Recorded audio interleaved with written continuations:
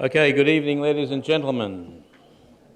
Thank you very much for coming along this evening to the first of the Wolper Wellbeing program for 2016. I'm Dr. Alan Schell, Honorary Secretary, Member of the Board and long-time facilitator on these evenings, and many of you in the audience have been here to our other talks, and for those that haven't, there's a registration sheet out the front. If you haven't already put your name there, we'd like to keep in touch and inform you of other meetings. The next one, in fact, will be on kidney disease on May the 18th, and then following that, July, September, November. So we have a full year for you on how to keep you out of hospital and a lot healthier. This evening we have, I think, a very important subject, as we have a full house, which is over 200 people, that sleep and sleep patterns affect all of us from the day we're born, and we get hysterical because the child won't sleep, and then the kids sleep in because they won't go to school, then the adults at university have no sleep, and then we get to a bit older and then we see, how can we sleep? Well, tonight we have some very, professional and very well-informed specialists to talk to you tonight, and of course Julie McCrossan will be doing a Q&A function for us. In talking about sleep, we have to acknowledge that the Woolcock Sleep and Circadian Research Group is sponsoring this evening, together with Wolper Hospital, and we believe that we'll provide you with a lot of information that is probably good for you, and for some of you, not that good for you. We have a representative here in Professor Ron Grunstein, who is part of the Woolcock Centre, and with his colleagues Delwyn, Bartlett and Chris Blackwell, we hope that we can answer a lot of your questions before you ask them. And as always, towards the end of the presentation, Julie will take questions for the floor, and we hope that you get some satisfaction from the answers. So without further ado, I'm going to introduce you to Julie McCrossan, who is a well-known across Australia for her warmth, empathy, humour, intelligence on the radio, on TV, and here tonight. So let's welcome Julie. Thank you very much. And could I just say to people coming in, over on this side of the room there are quite a number of empty seats, so I'll just pause while people shoot across the front. Welcome. Exercise is very, very good for reducing health problems, so this is already a tremendously good sign. So ladies and gentlemen, good evening. My name's Julie, and between now and approximately 9:05 we'll finish up no later than 9:10. We're hoping to give you a good overview on what normal sleep is at different stages of life, what common problems are and their causes, what we can do to improve our sleep, when we should seek help, what the treatment options are, and to hear about some areas of current research. We are being videotaped tonight for showing in the Wolper Hospital in their internal television system. I will be interviewing our guests. We also have a couple of guests in the audience, and I will, on a number of occasions, whiz amongst you to get brief questions and comments. I don't let go of the microphone, and that is partly naked control, but also it's about volume and sharing the time. And hand up if you've been to one of these before, just to get a sense. Thank you very much, and thank you for coming again. Hand up if this is your first one. Okay, so quite a lot of people, so thank you very much for coming, and there is an evaluation sheet as well as other handouts, so please let us know what you think. I'll introduce each person in a little bit more detail as they speak. If I could ask Associate Professor Delwyn Bartlett to pick up the microphone, and if you can, when you speak, hold it close to your mouth so we get plenty of volume. Delwyn is a psychologist and insomnia specialist. She works at the Woolcock Clinic.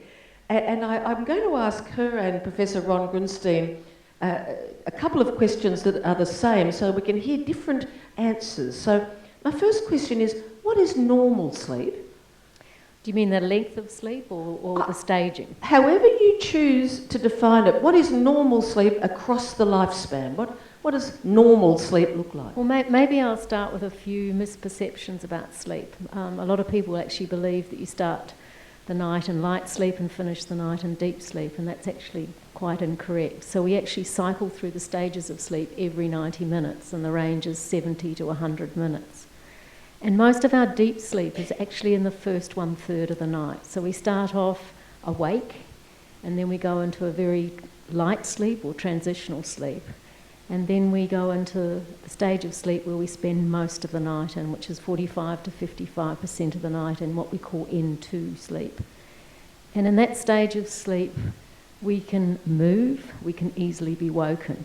And so it's relatively light sleep. And that's another misperception, because people actually believe that most of the night is in deep sleep. And so if they are aware of waking or they're aware of their environment, they somehow can start to believe that there's something wrong with their sleep. And you could say that maybe that need for very light or lighter stages of sleep is an evolutionary thing, because maybe if we spent the whole night in deep sleep, we might have never recovered from living in caves. So there may be that aspect to it. And then you go into deep sleep when your brain has a rest and the body is active. So children secrete a lot of growth hormone during slow wave sleep or deep sleep, and adults secrete a smaller amount to repair damaged cells. So as we age, we have less deep sleep, therefore you secrete less growth hormone, and we age a bit more, so it's a bit sad. I don't know about that. There's a lot more reading to be done, there's tremendously good television to watch, and now we have social media to keep us occupied. And then we have another stage of sleep called rapid eye movement sleep. And in rapid eye movement sleep, you have a very active brain, but your body's semi-paralysed, so you don't get up and act out your dreams. So we have more deep sleep in the first 1/3 of the night, and towards the latter part of the night, we have more light sleep or lighter sleep and longer periods of dreaming. And waking is normal. It's what we do with the wake and the length of the wake that's the most important thing. And these change across the years from when we're in utero to when we are much older. I'm just going to ask you, no, actually I won't, I'll stick to my plan. If you could pass the mic to Professor Ron Grunstein, who's a Professor of Sleep Medicine at the University of Sydney, and he's head of the NH and MRC Centre for Integrated Research and Understanding of Sleep, and formerly was leading the Australian sleep trials. He's a specialist physician at Royal Prince Alfred Hospital and an honorary at St Vincent's. How would you describe normal sleep? Is there more you'd add to that picture? I'll take a different perspective. I mean, from one of the commonest things people want to know is, how many hours is normal sleep? So I think, the general answer is that you need as much sleep as it takes for you to function normally during the day. Stay awake, and not to fall asleep driving a car, or not to fall asleep when you really want to stay awake. So in that sense, that varies, and people got to understand that there's a great deal of inter-individual variation in the amount of sleep people need. I think Delwyn's points about the different stages are quite right, but the people worry often if they don't get, if they read that 8 hours sleep is what everyone must get, and that's not the case. There's a lot of genetic variation about that. Then there's disorders of different particular sleep stages. So, you may get normal amounts of sleep and you may get normal amounts of deep slow wave sleep, but you sleepwalk, which occurs during slow wave sleep. Similarly, normally in rapid eye movement or dreaming sleep, your body is unable to move, your postural muscles are in effect sort of paralysed. That's normal. But there is a percentage of people who can act out their dreams. And we now know, for example, that those people have a much higher rate down the track of developing things like Parkinson's disease and similar sort of conditions. So, there's a lot about sleep that is important, not just the sleep stages, the length of sleep as well. Professor Grunstein, can you tell us about the Woolcock Clinic, what you do there, and the most common reasons that people come to see you? Oh, look, the clinic started for a number of reasons. One is we saw the need for a sort of one-stop office for people with different sleep disorders, because many people require the attention of different specialists. So like I deal with snoring and sleep apnea, you need a sleep physician, you might need a dentist, you may need an ENT surgeon. or if you've got severe insomnia, you may need a psychologist and a psychiatrist like Chris. So we kind of wanted to work under one roof, and that was a consensus, and we run the clinic, but also because we need a clinic to facilitate research. You know, we do clinical research, we do patient-centred research, so you know, if you don't have a clinic, it gets very disorganised, and so that's why we started that clinic. And so what are the most common sleep problems, and when should you go and get professional help rather than battling on yourself? Look, the commonest in number that we would see would still be things like snoring and sleep apnea and insomnia, and they're the commonest sleep disorders. I mean, Can you explain what they are? So, sleep apnea, you know, and snoring are part of the same spectrum, which we call sleep disordered breathing, and basically there are abnormalities of breathing during sleep where the common link between those two is a narrowing of the airway during sleep, or you know, partial or complete collapse of the airway. And all of us, our airway gets smaller when we go to sleep, but in some people, for various reasons, the airway actually closes or closes virtually completely. When it partially closes, you get turbulent airflow, and that's the noise of snoring as things vibrate in the back of the throat. But in the extreme form, which is unfortunately quite common, you can actually stop breathing repeatedly, and that's sleep apnea. Insomnia, well, you know, insomnia is a little bit different in the sense that one person's insomnia may not be another person's insomnia. It is often a subjective report. People are complaining of difficulty initiating or maintaining or, you know, continuing their sleep, or have trouble, you know, they wake up too early, those sort of things. The key thing about insomnia is it's not just a sleep disorder in a way. I mean, like sleep apnea, it affects daytime function. And so you've got to look at it almost like as a 24-hour disorder, both conditions. And that's sometimes we forget that. We just focus on what's happening during the night, whereas in fact what's happening during the day may be quite important as well. Just before I come to our psychiatrist, I'll come back to our psychologist, if I may, Delwyn. You work with patients with insomnia all the time, so can you give us a sense of how you approach it when you meet someone? How do you approach getting to know what will help them? I guess the thing is you want to know how they've slept in the past and whether there were some triggers in some way that have started off their sleeping difficulties, whether it was physical symptoms, whether it was stress-related, family issues, accidents, all sorts of things that can have a huge impact on somebody's ability to sleep or go back to sleep. So they're an important component of that. And then it's really sitting down and working out what other factors could be there. We know that, and this is crossing over with what Chris will probably talk about too, that we know that if you have untreated insomnia, you're very likely to develop depression. We know if you have untreated depression, you're more likely to develop insomnia. And that's from a large study of over nearly 25,000 people in Scandinavia, where they followed them up for 11 years. So that's fairly impressive data, but it's something that we've known about for a long time. And many individuals also develop what we call sleep anxiety, and as Ron was saying, it is very much a 24-hour situation. So during the daytime, often the individuals that I see are wired and tired, and at night time they're too wired to go to sleep or go back to sleep. So that becomes, you know, a perpetuating situation. What helps? Well, what helps is a combination of factors. Usually we like to look at cognitive behavioural therapy, so you want to look at some of the behaviours that are perpetuating their sleeping difficulties, such as staying in bed for a long time but feeling that you're only sleeping for a few hours, and also to address issues relating to anxiety, depression, but how you think about your sleep. You know, sleep is really important, but it's not your whole life, so it needs to be part of your life.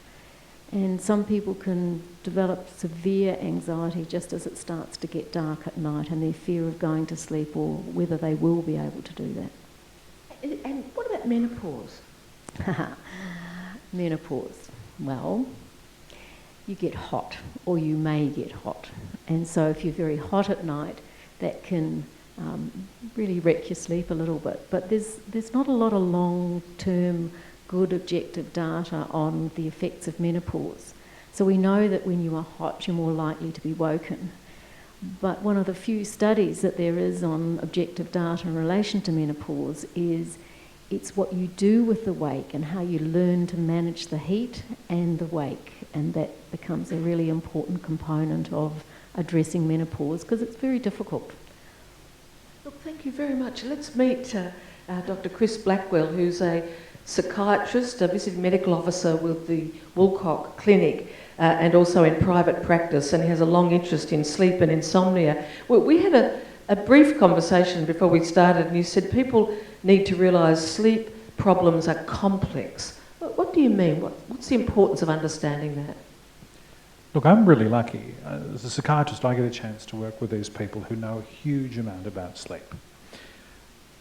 One of the great advantages of working in a kind of multidisciplinary environment is that we can look at people's sleep from all sorts of different aspects, from the formal polysomnography. Closer to you now. Sorry about that. Is that better? We can look at sleep in the lab. We can look at people's subjective reporting of their sleep. We can examine their hormones. We can examine all sorts of things and do. It's not one system alone. Sleep affects everything. In psychiatry, there isn't a psychiatric condition that isn't related to sleep. Now, there are people with sleep problems who don't have psychiatric illnesses. But there's nobody with a psychiatric illness that doesn't have a sleep problem. And yet there's not as much done in sleep, particularly in this country, in psychiatry. So everybody that I see as a psychiatrist has a sleep problem. But I'm lucky. By the time you get to see me, somebody has flagged that something's wrong. And I think the really hard part is deciding when your problem is difficult enough to require further specialist thing. And I actually think the hardest job of all is a general practitioner. When you go to the GP and say, "Doctor, I'm not sleeping," it's very difficult for a general practitioner to not reach for the prescription pad or to work out what's going on in the very short time that they have. So I'm very lucky. By the time they've seen the GP a few times, we've kind of got an idea that somebody might have a serious problem in the psychiatric realm. Can I just ask you for a second? Yeah. Imagine they're all general practitioners. What advice are you giving them? Well, the first thing you'd ask people to do is take a good history about their sleep. And you'd ask people, are you having trouble getting off to sleep? Are you having trouble staying asleep? Or are you waking up early in the morning?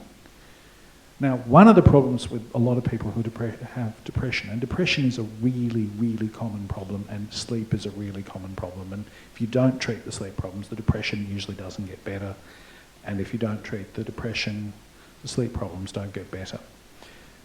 So you've got to look very hard for depression. And one of the things that a lot of patients say when they're depressed is, look, I didn't really sleep at all last night. And we can show in the lab that actually people do sleep. They actually probably sleep a normal length of time. But if you ask them subjectively, did they sleep well, they universally report, no, I didn't really sleep well. And what we've discovered in the last decade or so is that actually the parts of your brain that are responsible for vigilance, like you're still aware of things, are still active even though you're asleep when you're depressed. When you're anxious, you don't feel like you've slept. Partly because all those circulating hormones that you've got floating around in your blood are actually still high. And it's the difference in the change in the hormonal balance at night that actually enables you to wake up and feel like you've had a reasonable night's sleep. So when I'm talking to GPs about those sorts of things, I say, well, what's the quality of the sleep that people report in the morning? Do they feel refreshed? And there are endless numbers of reasons why people may not feel refreshed. But then if we're asking about depression, I always ask them, are people having fun? Because one of the problems if you develop depression is that you stop enjoying the things that normally give you pleasure. And that's kind of the hallmark of depression. So if you have somebody with a sleep problem who's saying, look, I'm just not enjoying life like it used to be, and there's no other awful thing going on, I'd say to GPs, look, this person has got depression and you need to start thinking about how you're going to treat their depression. General sleep hygiene is always a good start. Don't grab the prescription pad the first time you see them. You get people to go to bed at a certain time. You get them to have a nice, cool room. Because one of the things that helps us get to sleep, and one of the reasons why menopause can wake you up, is that you need to cool your body down, or your core body temperature, in order to initiate sleep. Which is why people have warm showers before they go to night. Not hot showers, but warm showers, so that your core body temperature goes down and you start to cool down. So we get GPs to get that sort of general advice. Don't be able to see a clock in your room. Make sure the room is nice and dark. Do the sort of simple, basic sleep hygiene things first. Now, for some people, that'll be enough. And what's the advice with screens, like whether? Oh, the wonderful world of screens. Look, one of the wonderful things about screens is that they give us access to almost infinite amounts of information. They're incredibly exciting. Now, I don't know whether most of the people in this room have screens of their own, or younger family members who've got screens of their own to which they're addicted. One of the great things about screens is that they're just about the right frequency of light to tell your brain, hello, it's daytime now, which is, of course, exactly what you don't want to be telling somebody's brain just before they go to sleep. So light's one of the triggers for sleeping. And so what we try and get people to do, firstly, if they must use their screens late at night, there are things you can do that will actually dim your screen down. Or you can wear orange blue blocker glasses, because it's the blue frequencies that are most implicated in keeping you awake. But generally you want people to be actually winding down to go to sleep. And getting that last email or making that last Facebook post is probably not something that actually gets you off to sleep. Now, that may be something that's been a problem for you guys, or a problem for your kids, or for your grandkids. And, you know, I've got teenage boys, so I kind of live with the screen time at late at night and going there and making sure that they switch the damn things off. Occasionally, one of them actually has a pair of orange glasses. But if they don't do this, they have trouble getting off to sleep, because your brain, bright lights like this, tell your brain it's daytime now. So I'm going to go around for the rest of the evening thinking it's daytime, so I'm going to be a bit disoriented. May I just for a second, I'm going to do one more question, and then I'm going to come for questions from yourselves. But can I just come over to Professor Ron Grunstein again? What's the lab? What's the lab? Yeah, as in sleep laboratory? Yeah. So who gets to be there? What happens? Look, I think, you know, most people would say, how am I going to sleep, you know, in an environment where I'm sort of wired up and there's, you know, there's a video on maybe and someone's watching me and so forth.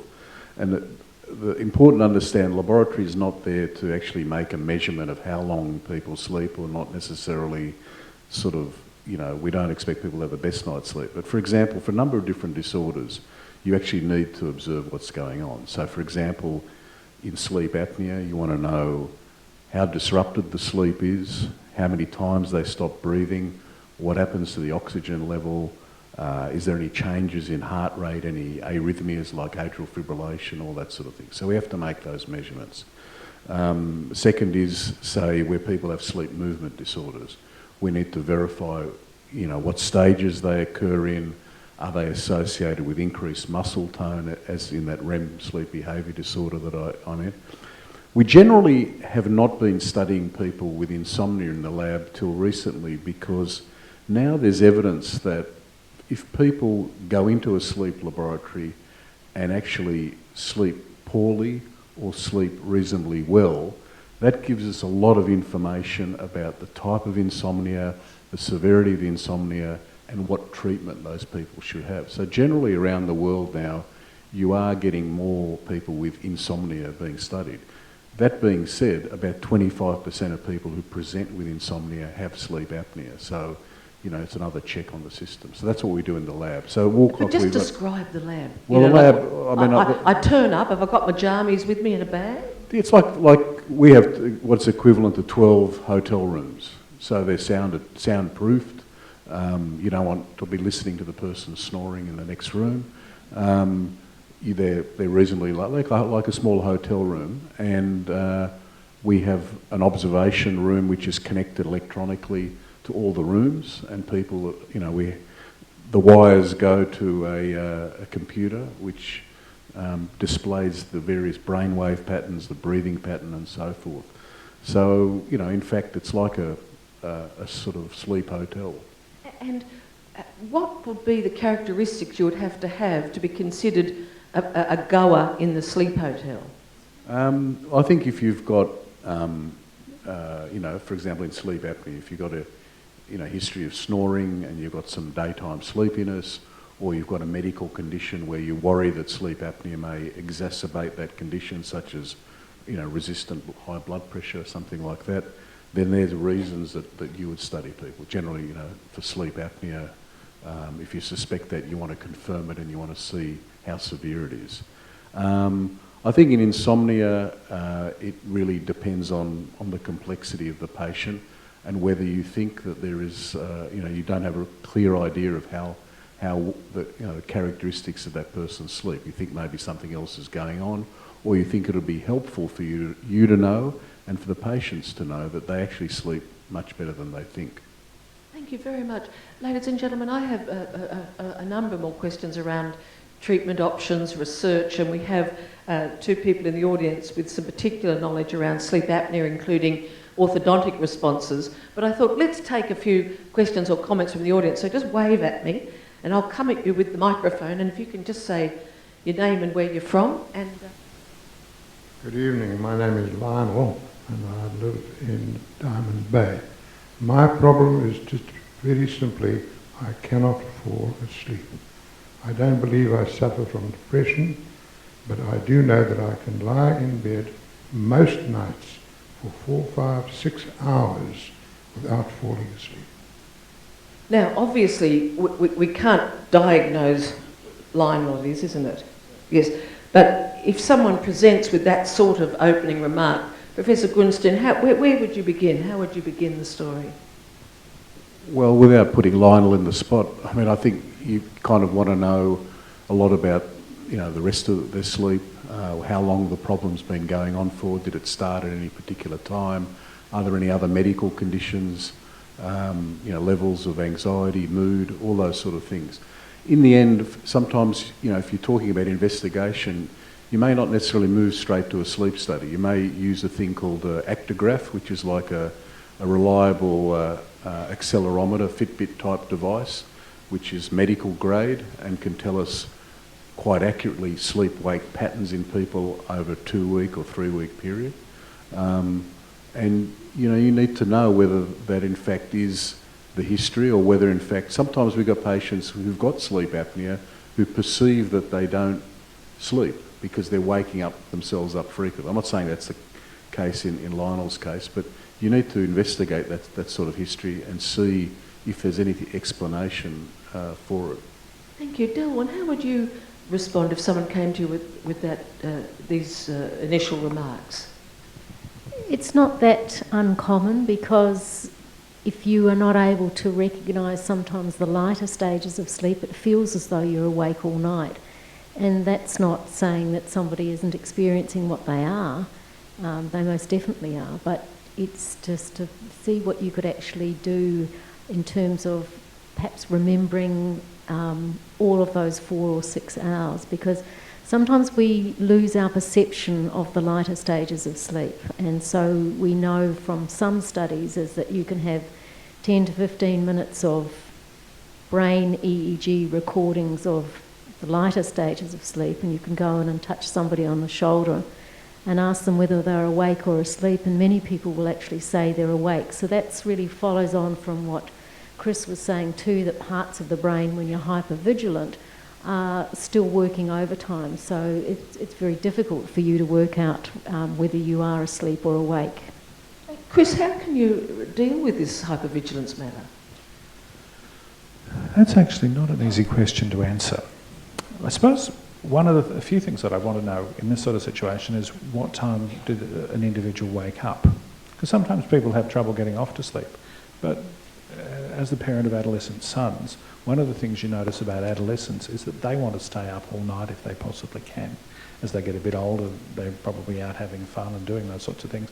And what happens is that then they want to sleep in later into the morning. So effectively they've phase shifted themselves, and this is a normal feature in adolescence. There are schools in the US that are shifting the time that they have their later years starting in the morning, because the normal thing for most adolescents is to start sleeping a little bit sleep in and stay up late. Now, I'm not suggesting that Lionel for a moment is still an adolescent, but people do reinforce the way they sleep. People learn how not to sleep over a very long period of time. The more you don't sleep, the better at not sleeping you get. Now, which makes sense. I mean, this is something you practice every night. If you practice, the cello every night, if you've got any aptitude at all, you're going to get pretty good at it. Well, if you keep practicing being an insomniac, you actually do very well, and you keep reinforcing the same problem. So generally in this sort of situation, and Delwyn's the mistress of this whole process, of trying to shift people's sleep-wake cycle is actually a gradual process, and there are a few strategies that we would use in this situation. We get people to fill out a sleep diary, which is cheap. It's a piece of paper, and we can tell a lot about a person by how well they fill it out. I can show you people's sleep diaries, and I can tell you they've got obsessive compulsive disorder because their diaries are beautiful. They're perfectly lined up. They're written neatly. You can tell when people are a bit slapdash like me and all the rest of it because their diaries have been hurriedly scribbled in the morning. And then to compare that, we would often get actigraphy done. Ron refers to accelerometer. I always think of it, and this is a bit, passé, but as the Santa Claus watch. It knows when you are sleeping and it knows when you're awake. It doesn't know whether you've been good or bad. But, you can't have everything. But it's a way of evaluating what's going on. And I'd be thinking about all sorts of things. Some people never learn to sleep properly. They have very difficult lives. They have very difficult childhoods. They spend time in the military when they're on 4-hourly watches, and they never learn to get through that. They spend their whole life with disrupted sleep because whatever they did for shift work made it impossible for them to sleep. So everybody is different. One of the great advantages I have as a psychiatrist is I hear everybody's stories. And people are pretty amazing. You get all sorts of stories. So everybody's sleep problem has a different story attached. Can I just come to Delwyn for 1 second? For someone like Lionel, I can tell you I've done a number of these. We've never had people sitting on the stairs before. So there's a lot of people here very interested in sleep. At what point do you say to your GP, have you heard of the Woolcock clinic? Do you know what I mean? At what point do you seek further help beyond your general practitioner and possibly even something like people with expertise such as yourselves? I think sometimes many people actually say to their GP, I'm not really keen to have any sort of sleeping medication. I'd like to try something else. Many people go onto the internet and look us up, but sometimes they actually go to their GP and say, look, I'm not keen to do the medication roundabout, so is there somebody that you could send me to so that I can look at other alternatives? And that's really good. And we run programs for GPs at the Woolcock too, so I think that helps to give them a better information about what we actually do and how we treat their patients. And obviously we keep in close contact with them and report back how somebody's progressing or whether they need to see another specialist. Look, I know I'm getting a bit of feedback on my microphone and I want to stop it. I don't know if there's someone upstairs. I think it's better if we don't have two microphones out the front. I think that might be causing some of the feedback. So, Ruth, if you could just take one of them away and turn it off. Professor Grunstein, just before I come to another question, what do you say to people about when do you consider getting expert help from the Woolcock Institute? When do you seek something beyond your general practitioner? I think what Delwyn said is quite right, is that there are patients who kind of, particularly when they're looking for something as an alternative to medication, or they're concerned, or their GPs are often concerned about their medication use, and they're looking for alternatives. I mean, let's face it, most general practitioners are not happy about prescribing long-term hypnotic therapy to people. So that's in the insomnia area. That's certainly a point at which people are referred. But that's not to say that we have a hard and fast view for or against medication. I mean, the reality is, no matter what you say, you can talk all you want about behavioural therapy for insomnia, but some people do need medication. They may need antidepressant medication.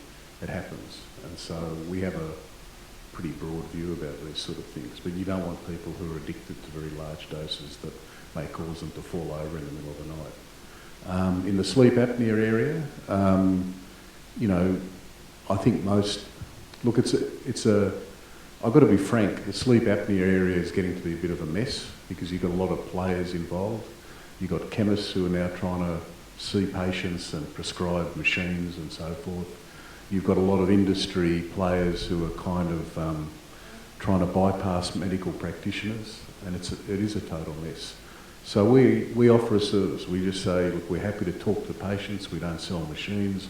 We want to talk about that there are different treatments available. So it's not just necessarily a mask and a machine. It may be like what Elizabeth has interest in, the orthodontic treatments. It may be surgery. It may be body position devices. It may be some of our research programs into medication. So we have a pretty broad view about those things. Look, thank you. Just before I come back to you, because we've just spoken about sleep apnea, I thought this was an ideal point to introduce Dr. Elizabeth Brown from Prince of Wales. Do you mind leaping out so that the cameraman can record your discussions? And Elizabeth is a respiratory and sleep physician who also has an interest in orthodontics. Tell us about your research. Well, I originally did a PhD at Neura, and that was in looking at imaging of tongues and how they move in people with sleep apnea, and it's quite obscure stuff. But part of that, I thought, with the MRI, we could look at how tongues move with splints, which is one of the sleep apnea treatments. And so we did some pictures of that, of the tongue moving, and it was actually very interesting. So since then, we've been actually doing a bigger study with North Shore about splints. A splint is what it does is it actually just holds your jaw forward, and that means that in some people it will make the airway bigger, and in some people it will fix the sleep apnea. The problem is that it only works in about 50% of people, whereas CPAP, if you have the pressure on and you have the machine on, it will work. So the splint may, though, be a more tolerable treatment and a treatment that people like. So if we could find out why splints worked in some people, we'd actually be able to pick the patients better who it was working in, and also it would tell us more about sleep apnea. So at the minute we're doing a big study on splints and hoping to recruit lots of people so that we can actually measure everything on that person and find out whether that we can find out why the splints work. Just to step back and remind us, what is sleep apnea and what causes it? Basically, sleep apnea is a very complicated issue, and it's how the brain reacts to a narrow airway. People with sleep apnea all have a narrow airway, and that's usually because of an imbalance between the amount of room in their jaw. So you have a bony structure and there's room there. People with sleep apnea tend to have a small bony structure, and then the amount of tissue behind that, so the amount of tissue of the tongue and various other tissues there, which is they put on weight there, or they have a big tongue, or sometimes they have tonsils or other reasons why. So that's basically sleep apnea in a nutshell. When you're awake, you'd never block your airway, but once you go to sleep and your muscles relax, your airway can block, and you get into a cyclical pattern of you block your airway, your oxygen and other gases in your blood change, so your oxygen drops, your carbon dioxide rises, and eventually that gets to a point where you wake up. And almost all patients or people with sleep apnea do not die in their sleep. You almost always wake up, except for the very, very most severe people. So people wake up and they go straight back to sleep. They usually don't remember that they're waking, and that just means that their sleep is very interrupted. And certainly the severe patients we see, sometimes their sleep is interrupted 100 times an hour with this blocking. So they have very, very poor quality sleep, and they get very, very tired. Now, the main treatment for sleep apnea is a treatment called CPAP, and the reason that it stands for continuous positive airway pressure. And the reason that's the main treatment is because it almost always works. Okay, so if we put it on, we've got the right pressure, we can pretty much say it'll work. The problem is that a lot of people don't tolerate CPAP.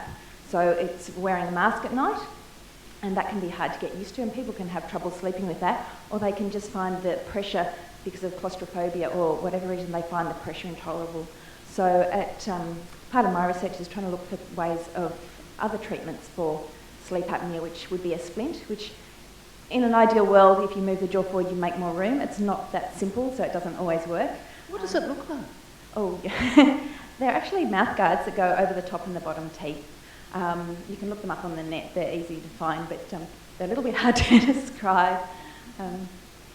So we're looking at splints. Other people in my research group are looking at tablets that may help some people with sleep apnea in order to recruit the muscles so that when you go to sleep, your muscles relax. If we could get the person or give them a tablet that made the muscles work a bit better, then maybe we could help sleep apnea that way in some people. So we're looking at all these things. Well, thank you very much. And again, wave at me at any point. Would you please give her a round of applause? Now, I know we have a lady here. Thank you. Do you want to introduce yourself and ask a question? I'll hold the mic. Oh, okay. Mary from Bellevue Hill. I heard a wives' tale once, a bit of anecdotal information, that if the sleep that you have before midnight is worth double. Is there any validity to that? Thank you. Professor Grunstein? You know a few old wives? Yeah, I know that old wife over there. She's my cousin, so that'll be there. And this is not a set-up question, I hope. Look, as I've told you many times before, Mary, the issue is that, it was thought to be an old wives' tale or old person's tale or whatever it is, but there is some evidence that people who, go to bed, later, and, say after midnight, and then have trouble waking up in the morning. Firstly, that can be a condition called delayed sleep phase syndrome, and that causes, particularly amongst teenagers and young adults, difficulty with attending school and so forth. But the timing of when you sleep actually may well be important for things like cardiovascular health. So maybe it isn't an old person's tale after all, that maybe it is important to go to bed at a set time, like 10 o'clock, 11 o'clock, or whatever, and not to be awake too long in the middle of in the early hours of the morning. So maybe it is worth more. And can I ask you about the link between disrupted or lack of sleep and physical health problems? We've talked a little bit about mental health problems. You mentioned atrial fibrillation, heart problems. Could you just run through that link between poor sleep and health, physical health? I don't know how many hours you have, Julie. It's a big topic. If we just take it one step at a time. If you think about people not getting enough sleep, maybe they're only getting, their sleep, what we call sleep restricted. They only get 4 or 5 hours sleep at night. They may well get sleepiness during the day. That accumulates. They're more at risk of making errors, difficulty with driving, may even crash their cars. They make judgment problems. I wouldn't advise them to go to the casino and gamble and things like that. So they're all those sort of what we call cognitive or thinking problems associated with lack of sleep. There's also evidence that lack of sleep can contribute to development of metabolic diseases like diabetes, weight gain, cardiovascular disease and so forth. And so that's one category. But if your sleep is disrupted by sleep apnea and it's severe enough, and I just want to emphasise it's got to be quite severe, then that is associated with increased risk of high blood pressure, cardiovascular problems like myocardial infarction and death. But one of the problems is that you need to understand it's very severe sleep apnea. And what does that... severe sleep apnea, not just lack of sleep. No, lack of sleep is something that, is chronic, that over, people who report chronic lack of sleep over 5, 10, 15, 20 years, they're, associated with ill health. But with sleep apnea, you see people saying, you've got sleep apnea, you shouldn't drive, you must use a machine. The reality is that it's severe sleep apnea that counts against your health. And when it comes to driving safety, for example, it isn't actually, even in that case, not necessarily the severity of the sleep apnea, it's how your brain reacts to those apneas. So that, again, gets back to what I said before. There's a lot of variation amongst individuals, and that's why you can't make assumptions about, everyone. Everyone's a different case, different story. Thank you. I was just going to offer to come to this side of the room.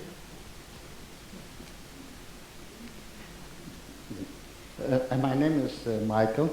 I'm from Bronte. I was diagnosed with apnea about 2 years ago. I done the test at Prince of Wales about 3 days, They find out I'm not breathing every hour 20 times. And I have the bad condition. I'm diabetic type 2 on insulin. I had a stent put in. I'm on high cholesterol.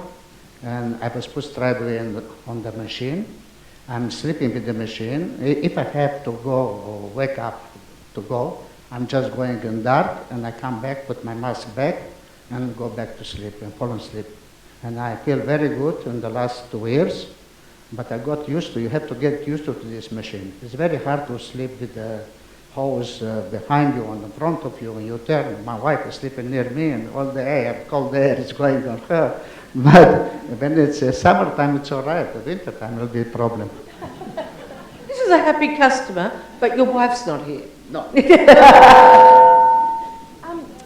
Ruth, I don't know if it's possible to ask them to turn it down a little bit. I don't know if anyone's left up there. It's just up a little bit high, yeah? Okay. I didn't ask the question if it's a cure, because my doctor said no, rest of your life on the machine. So I like to know, maybe it is a cure. I hope so. I hope I'm young.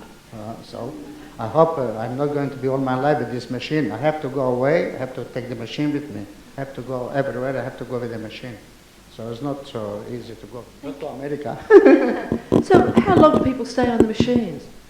Look, I think Michael's right, is that, you know, there are people like Michael who do very well, who've got a benefit in terms of, I presume you're less sleepy now than you were and all that sort of thing. But the reality, you know, is, I mean, it's Delwyn's done work to show that maybe a quarter of the people who are prescribed CPAP machines are happy chaps like Michael, sort of thing, in that sense of using the machine more than, you know, 6 hours a night and so forth. A lot of people don't like it. So there's two approaches to that. And one is obviously, you know, for people who are doing well on a machine, there's no reason to change that until we come up with something better. But in the meantime, there's a lot of research going on to try and find alternative treatments.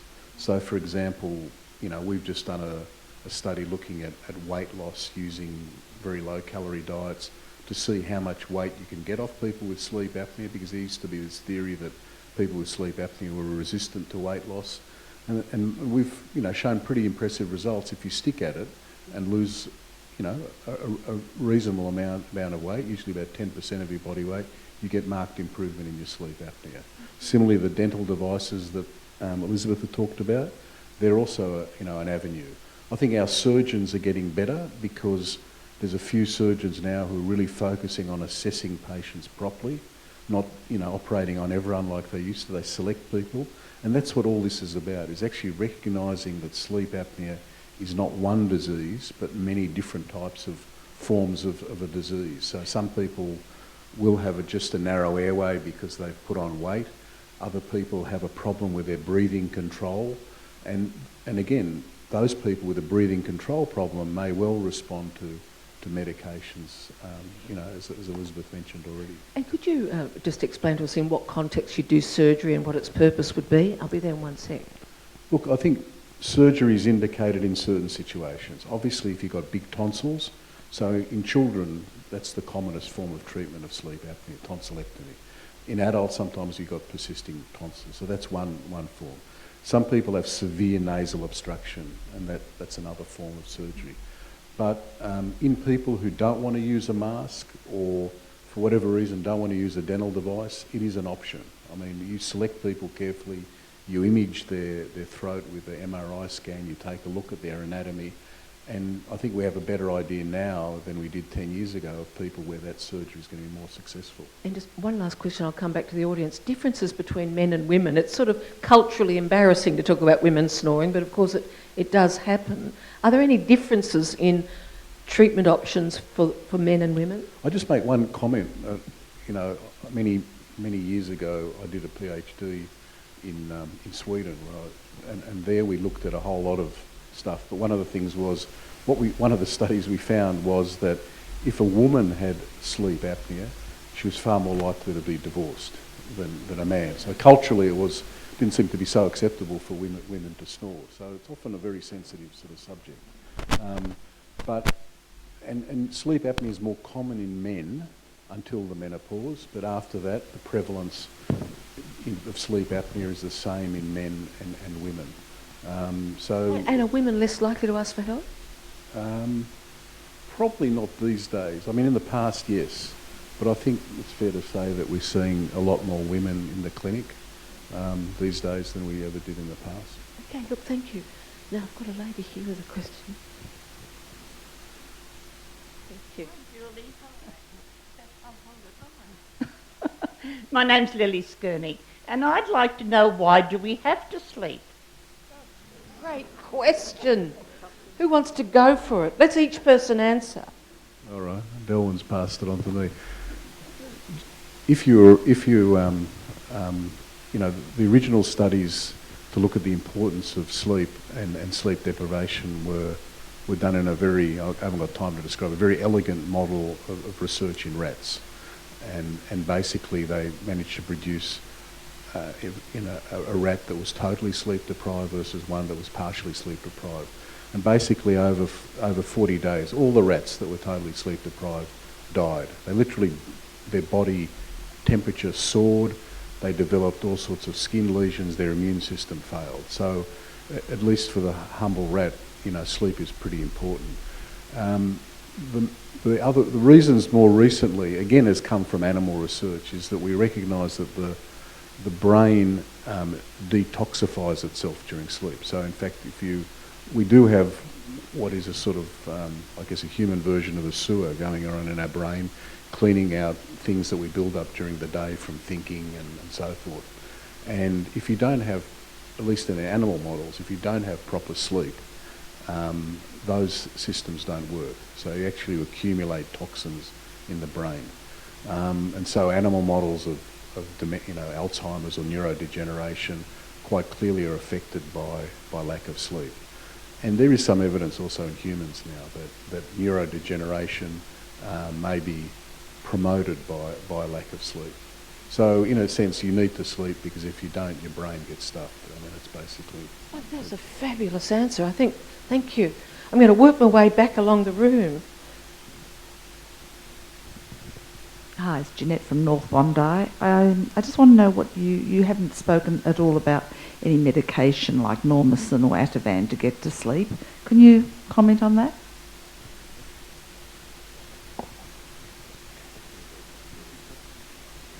Look, I think just a very brief sort of history of these sort of things is that most sleep medications that are prescription work on a particular chemical in the brain called GABA, G-A-B-A. And it doesn't matter what it means, but it is a chemical which has pretty wide effects on the brain. It can influence, whether you have epileptic seizures or not. It can affect whether your memory, how it functions. It can affect muscle tone, muscle relaxation, and it can also help you sleep.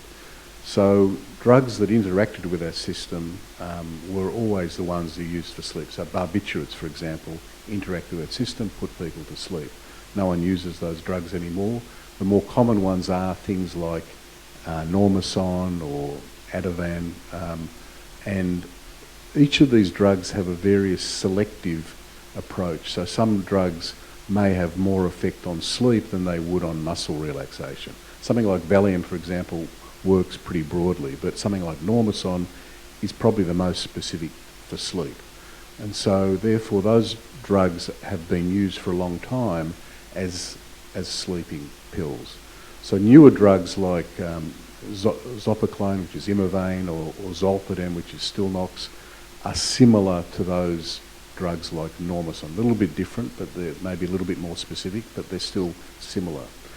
What's happening now is very much a revolution caused by science, understanding the science of sleep, that there are new medications which specifically target a different chemical, and it's called orexin. And orexin is only discovered in 1999, and it basically sits in a very small part of the brain and acts as a controller of whether you're asleep or awake.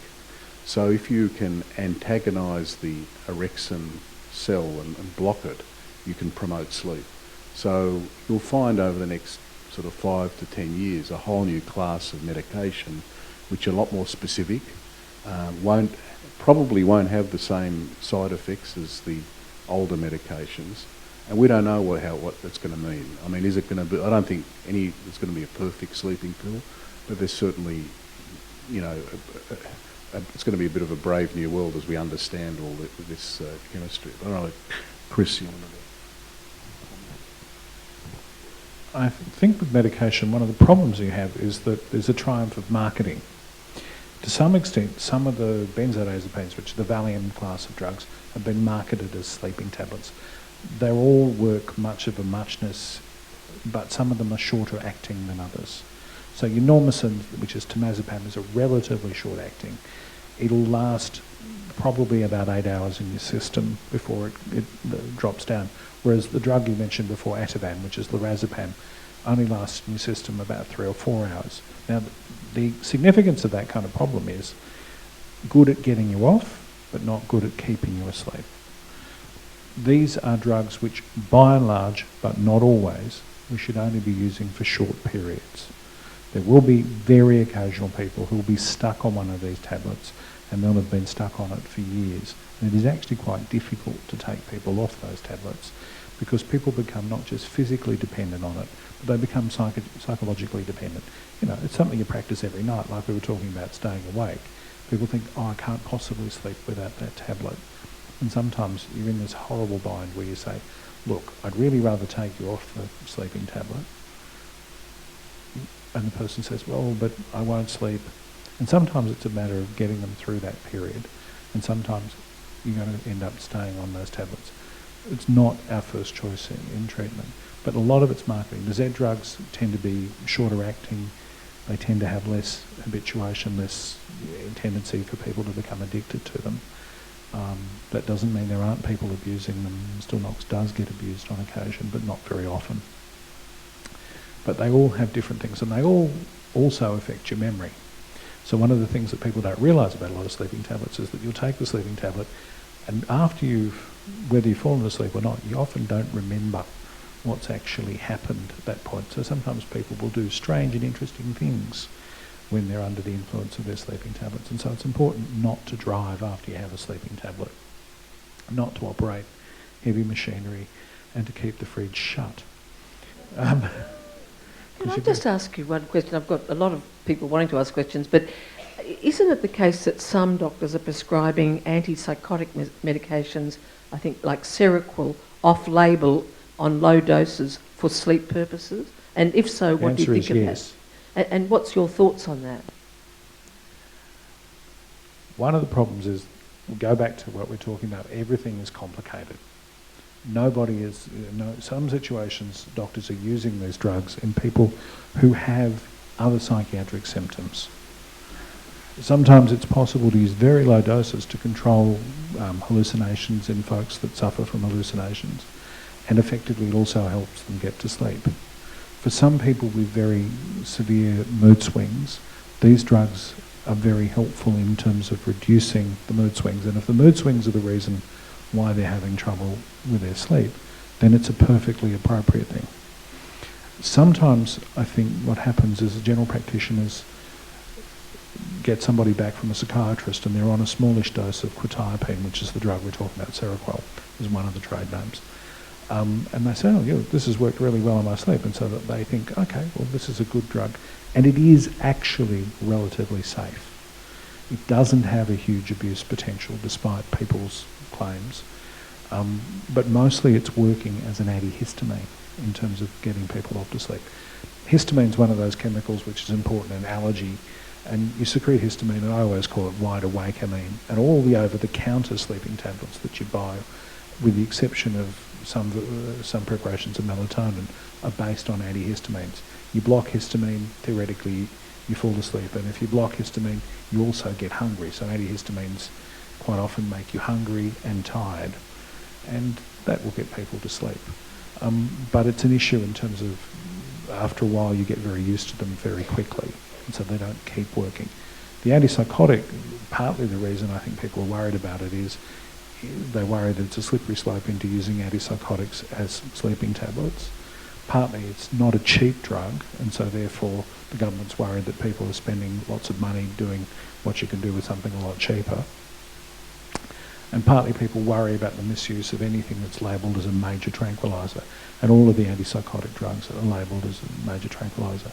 In appropriate situations, it may be a useful thing, but it's not something that should be in general use. Thank you. I'm going to take 2 more questions, and I'm coming to someone here, and then I have another gentleman who's going to tell us something the Woolcock Clinic is doing in relation to young people. But who was it here? Was it this gentleman? Yes, thank you. Excuse me. I promise I'll keep working my way back through the room. Excuse me, I've got to be careful not to tread on anybody. Hello, my name's Bill and I live in Bondi. My question is the position you adopt when you sleep, do you sleep on your back or your side? Is there any difference?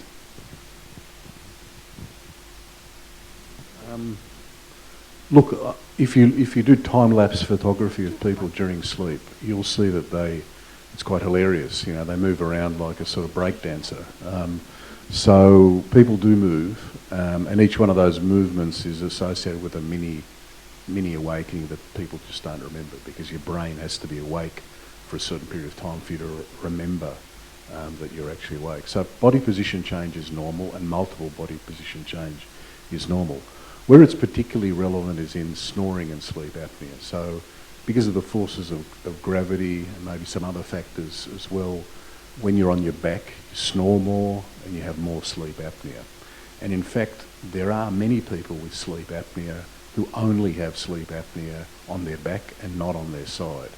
And so now there is a number of treatment devices which are using either physical means or maybe conditioning using sort of a small vibration device on the chest or neck that train people to sleep on their side and avoid sleeping on their back. And often it's a very successful treatment for bad snoring or moderate amounts of sleep apnea. So that's one of the relevant factors. Thank you. I've got a lady here. A quick one. Hi. Sorry. These just a couple of questions. Quick ones. Just one at a time. One at a time. First of all, I always feel cold when I go to bed, so I need to be warmed up. So in winter I have the electric blanket and all that type of thing. And let's just respond to that. What's the message on temperature? Well, we actually need to have a falling body temperature to go to sleep and stay asleep. And what we do know is when somebody sleeps with an electric blanket on through winter, they're more likely to wake more frequently. And there are always exceptions to everything in this life. But Victorian ladies, if they wanted to go to sleep, would put their hands and feet in hot water. And so that would help to pull the temperature away from maybe the core body temperature to the extremities. So that's one way of looking at it. Thank you. My husband has some bad dreams at night, and I find that I don't want to sleep with him anymore because I might get hit. And yes, it happens around about from 2:30 in the morning for a good hour, and it's always something ferocious like a wild animal chasing him, but he's really intelligent, but that he does have that frequently each night. And so I thought, well, I shouldn't be sleeping with you because I'm afraid you're going to hit me in the stomach or in the back. So that's another one. Yes, thank you. A comment on that, please. Actually, he's just the sort of guy who should have a sleep study. That is absolutely one of the indications for having a sleep study and a consult with a sleep physician. In psychiatry, we see lots of people who've been traumatised. A lot of those people have very vivid dreams, and a lot of them act out their dreams. And a psychiatrist says, oh, they've obviously got post-traumatic stress disorder. But quite a lot of people who act out their dreams, they may be obstructing, and they may be because they're getting hypoxic, their dreams are more vivid and they're having arousals and they're acting out, or they may have REM sleep behaviour disorder, which is actually an important thing to make a diagnosis with. So this is one of those classic examples where this is something, if a GP heard that, we would hope that they would say, okay, that person needs to be seen by a sleep physician and actually referred and have a proper study, because there are things we can do to help that.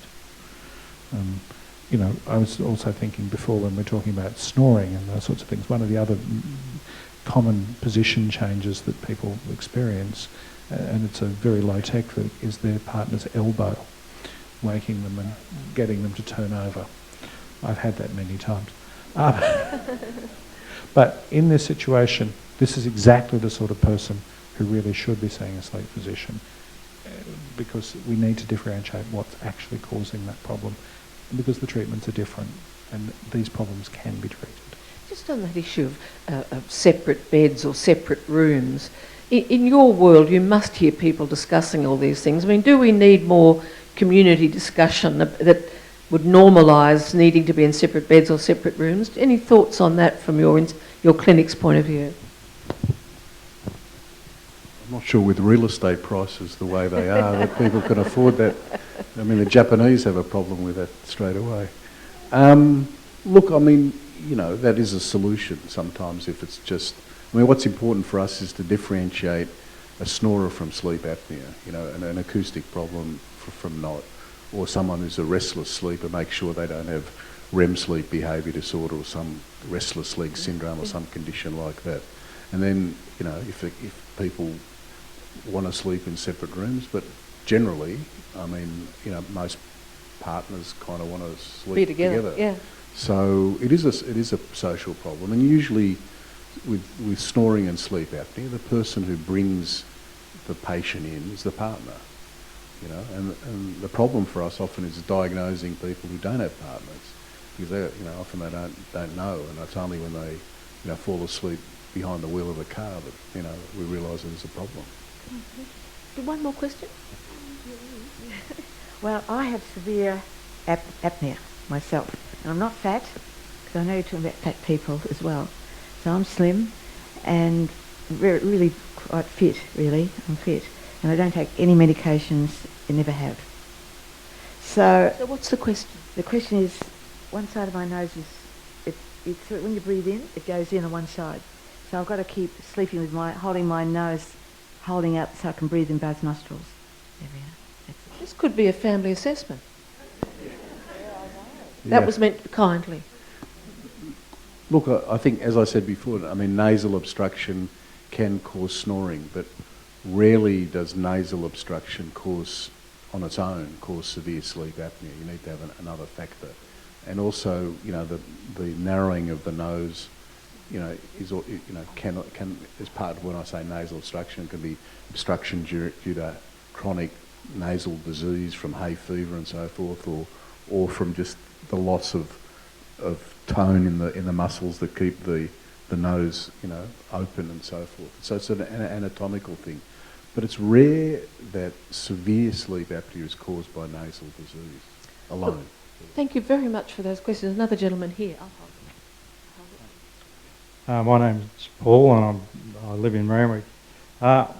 Since I've retired, which is just on 9-10 years, I've developed sleep apnea. And when I was working, I used to have alcohol. I don't have alcohol now. And when I go to bed, I usually go to bed by 8 or 9 o'clock. I sleep for the first 4 hours, and then the rest of the night I'm brainstorming. And I've even changed the mattress, to see if I could sleep better. And I find myself, I have an afternoon siesta between, say, 2 and 3:30. An hour and a half sleep every afternoon, if I can, and it seems to help my sleep apnea. Thank you very much. Again, a comment, please. If you think about, you know, we've done research and others about the impact of sleep deprivation or short sleep hours on sleep apnea itself and making the sleep apnea worse. And there's no consistent sort of research findings one way or the other. I guess the problem is, you know, like the issue that you raised is in a way what people call biphasic sleep, where people get some sleep at night and then an hour and a half during the day. And some people actually argue that that's how a lot of our ancestors slept. You know, it's only really since industrialisation that people have been consistently sleeping, trying to sleep through the night. So some people do revert to that pattern. But one of the other problems is as you get older, you often have more time to spend in bed, but actually the ability and the need to sleep continuously is less. So it's a misconception that when you get older you need to spend more time in bed to try and sleep. What end up happening, you spend a lot of time in bed, but you don't sleep. You know?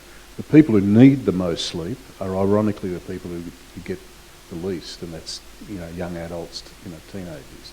They actually need the most hours of sleep. When you get older, you can maintain alertness better with less hours of sleep.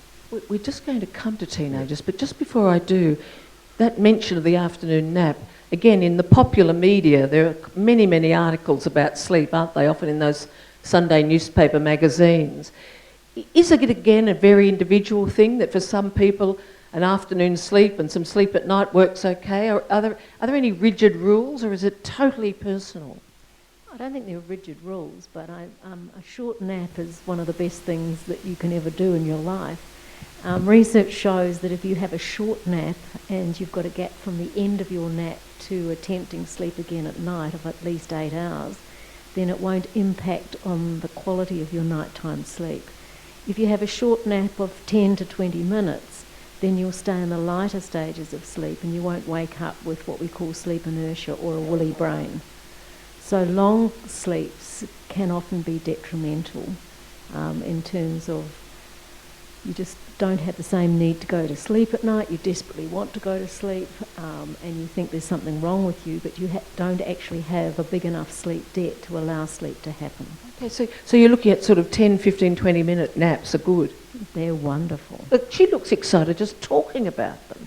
I used to nap under my desk when my children were little. Well, I want to come back to you on children, but first let's go to teenagers, and if I could invite, Dr. Darren O'Brien forward, and we might stand over here so we can be captured, if you don't mind, sir, standing here. Can you just introduce yourself to the group and explain your role at the clinic? Good evening. I'm the operations manager of the Woolcock Clinic. I've been there now for 4 years, and I help coordinate what's going on. So I keep the doctors busy, keep the clinic busy, keep an eye on the staff, and keep it all functional. So make sure we take good care of you.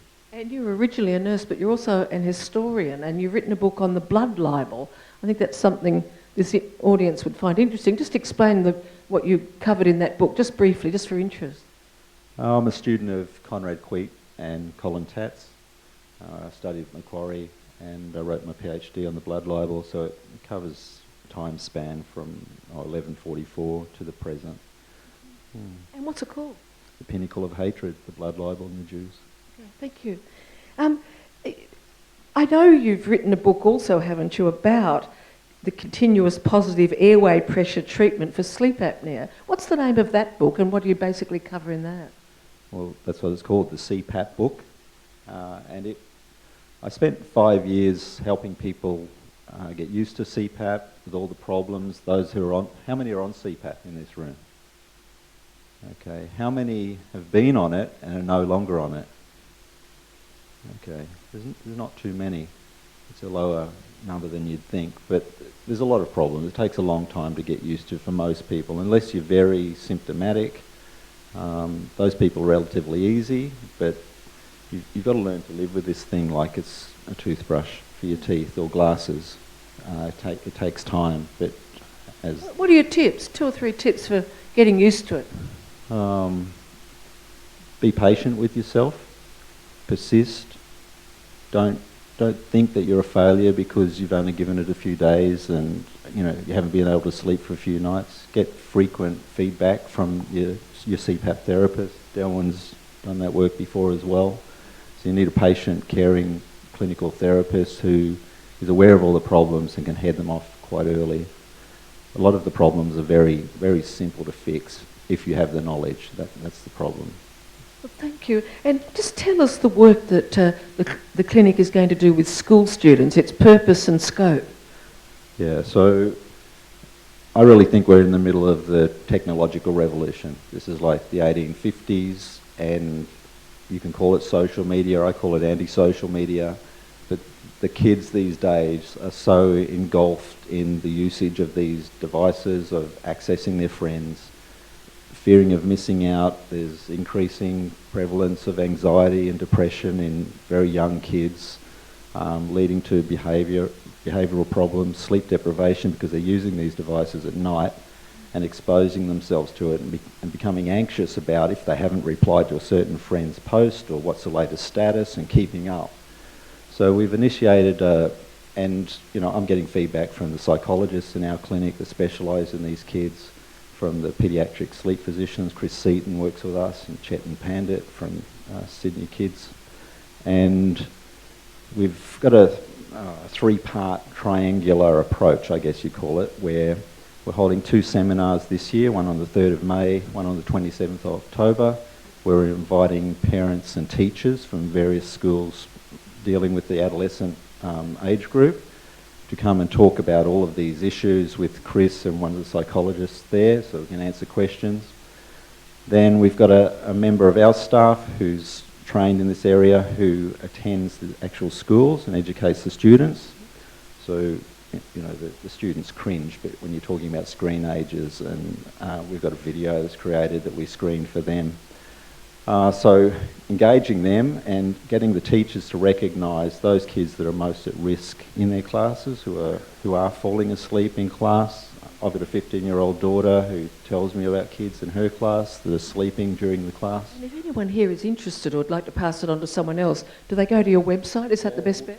Woolcock.org.au, look up adolescent sleep and you'll find the dates. And there's only a small fee for tea and coffee, but it's going to go in the evening, 3rd of May in the evening, Tuesday evening, for about 3 hours. Thank you so much. Would you give him the clap of encouragement?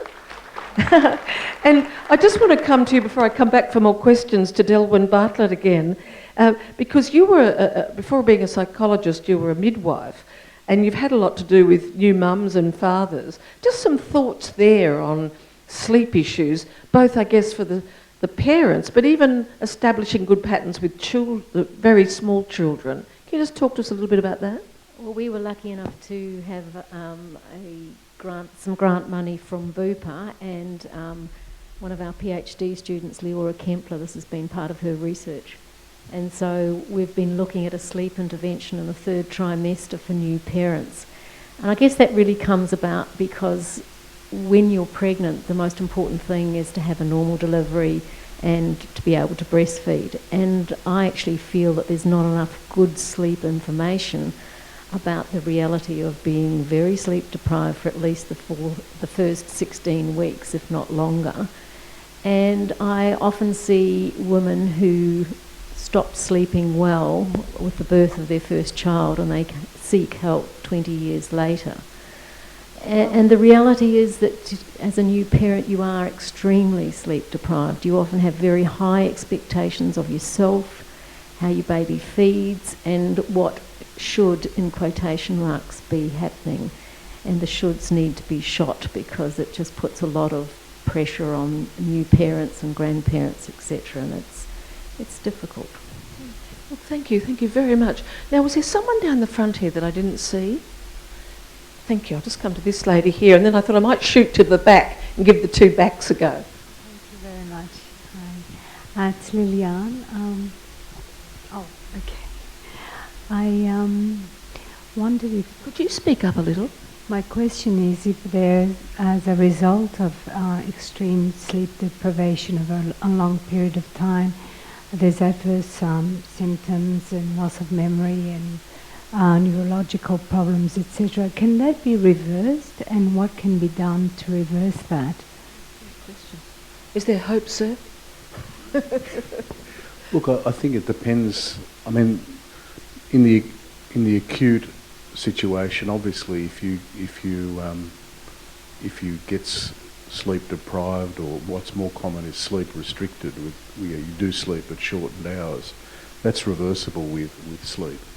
I guess the question is really, we don't know how much or how long you have to go, and with shortened sleep hours to get irreversible, change. Because sure, there are studies that show, getting less than 5 hours sleep per night is associated with all these things. If you do that over a long period of time, it's associated with all these ill health sort of outcomes. But we don't know really a lot about reversibility because there's not really, no one does trials where they, randomly allocate people to one group that's allowed to sleep and one, group that's not. It's just not ethical to do that sort of thing. So we don't have a very clear idea at this stage about the reversibility of some of those changes. But there is some research, isn't there, into people who have shift work, and it's not good news. Yeah, I mean, the most famous study is called the Nurses' Health Study, where they studied, I think, 70,000 nurses in the United States, and a lot of them who were doing shift work, and have shown over 30 years, high rates of breast cancer, cardiovascular disease, diabetes. But that's in people who are, chronic night shift workers and so forth. So you've got to be careful to look exactly what those studies sort of represent, and not simply alarm people that doing a bit of shift work is harmful. But yeah, look, it is hard to answer your question scientifically. We don't know really, the reversibility of chronic sleep loss. Ladies and gentlemen, I'm going to go for another 15 minutes. I'm going to take a couple this side, and then I promise I'll whiz over the other side. I don't want any quarter of the room to feel disadvantaged by the end of the night. My name is Bartlett, and I have been insomniac for 15 years. I've taken Normison 20 milligrams, and then I got used to them and I didn't sleep again. And then I took Endep 25 milligrams and other sleeping tablets, and now I'm on Alepam and 15 milligrams, and I still don't sleep very well. And I don't know what to do. What can you suggest, please? That's not a simple question. The problem is that it sounds like no matter what sleep tablets you have, you're eventually going to become tolerant to them. So the trick here is there something else? And I don't think it's fair to talk about your problem in isolation. Yes, I know. We have that sort of sensitivity about going into one person's story, but so it's rather some of the general issues you'd advise her medical advisors to explore. Look, I think that the first thing I always do as a psychiatrist, which is kind of counterintuitive, one of the advantages I have as a psychiatrist is we're also medically trained. And a lot of the patients I see who get referred to a psychiatrist haven't actually been worked up physically. One of the great things I can do for people, and because if you get a psychiatric illness, you're much more likely to have physical problems. If you get schizophrenia, you're much more likely to have sleep apnea. You're much more likely to have a whole host of physical problems. I always advise people who are having serious problems with their sleep to get a full physical workover. You may well require a consultation if you've had persistent, unremitting insomnia for many years. You may well need to see a sleep physician. You may well need to have a range of tests. You may well need to have a sleep study. This is not a problem you've only had for a few weeks. If you've had unremitting insomnia for decades, you've got something serious. And any other serious illness, and insomnia is a serious illness, it deserves proper respect and proper investigation. So I advise people to go and get a range of blood tests. I'd also advise them to have a proper consultation with a sleep physician. And then if nothing comes out of that, or some things that are partially treatable come out of that, address them accordingly. And at some point, some people may want to go and see a psychiatrist. And what I would do in that situation is actually get somebody to tell me their complete story. People have lots of reasons why they have trouble getting to sleep. People have lots of reasons why they have trouble staying asleep. And often the key is to the individual, so there's no one simple thing. One of the problems with medication is that it's the illusion that, here, take this tablet, everything will be all right. Now, whenever the physicians need somebody to give them advice about psychiatric medications, they come and give me a call and say, "Oh, Chris, which drugs would you use?" One of the things we do as a psychiatrist is prescribe medication. We try and prescribe the best medication for the patient. that aims to do the best control of their symptoms at the lowest possible dose. Sometimes that dose is consistently more than a GP might use because you're seeing somebody with a more severe problem. But it's important that we give people respect who've had long-term problems with their sleep. Short-term sedation, for most people, is not a long-term solution. So it's an important thing to kind of think, is there something else going on? Are there other underlying medical conditions? And if somebody has an ongoing insomnia, we need to screen them for all sorts of other physical and mental illnesses and treat those things appropriately. There is no instant fix. Thank you. Could I just come to Professor Grunstein for a second, just before I go to the next person? We haven't mentioned exercise tonight, and I do thousands of conferences, and exercise appears to help everything. Is there any evidence that regular exercise at some distance from the time in which you intend to sleep assists people to sleep and reduces anxiety about sleep? Look, I think there's do's and don'ts about exercise. I mean, I think just the whole concept of energy expenditure, in whatever way you do exercise, is actually something that will promote sleep. But if you exercise too late in the evening, for example, for some people, that's not going to help them. It's going to increase core body temperature, it alerts them, the brain is more active. So for people who've got a sleep problem or a tendency to insomnia, going to the gym at 8 o'clock or 9 o'clock, or as I have some patients who go at 3 a.m. in the morning to a 24-hour gym, it's not smart to do that. Morning exercise, particularly with exposure to morning light, often and no sunglasses, Delwyn reminds me, is important because light is a free medication. I mean, it actually stabilises the sleep-wake system. So exposure to light, morning light, is actually very helpful to sustain sleep the subsequent evening. So that's when we tend to tell people to avoid exercise in the evening if they have a problem with it. Okay, thank you very much. I'm going to take a question here from this lady, and then I'm coming over to the other side.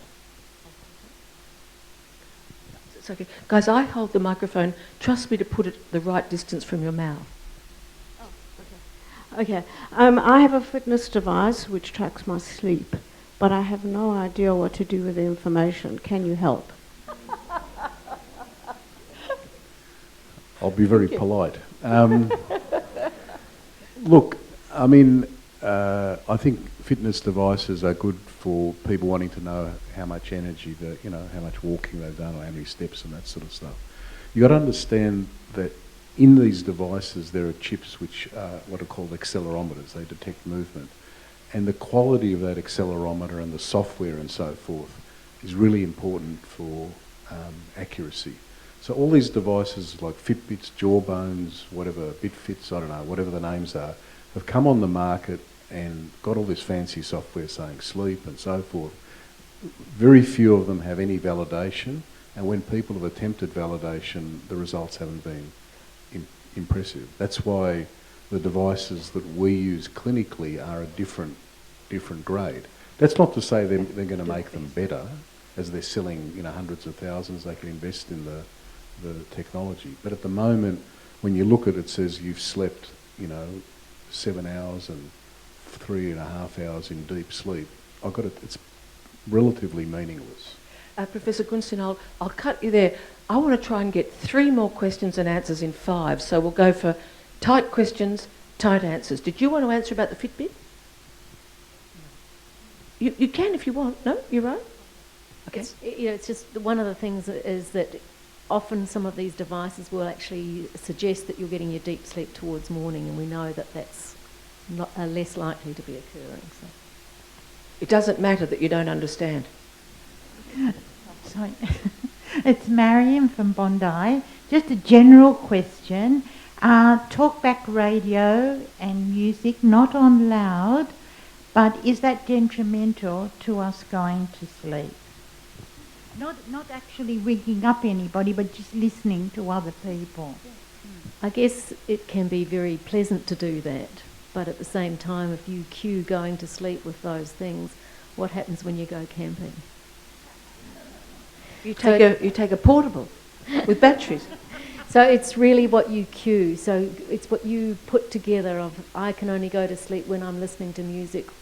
That can be an issue, but if it's just something that you like to do, that's fine. It's like if people read to go to sleep, that's very different from reading for 5 minutes because you love reading and then you let yourself go to sleep. Does that answer your question? Not exactly, Okay. because I have been to houses where there is no access to radio, and so it's completely dark and it's very quiet. But I'm worried to do that in my own home in case I don't get up for work in time because I don't have any alarms. But it is common, isn't it, for people to leave a television on, leave a radio on. So is it again totally individual about whether it's detrimental or positive? Yes, it is. It is very individual, yes. But sound, any sound can actually be alerting, even though you may not think it is, because we will be more roused with sound or background sound than when you would be if there was less noise. Chris wants to, he needs to, he's vibrating with the need to speak. Can you do it briefly? Of course I can do it briefly, but I'm a psychiatrist.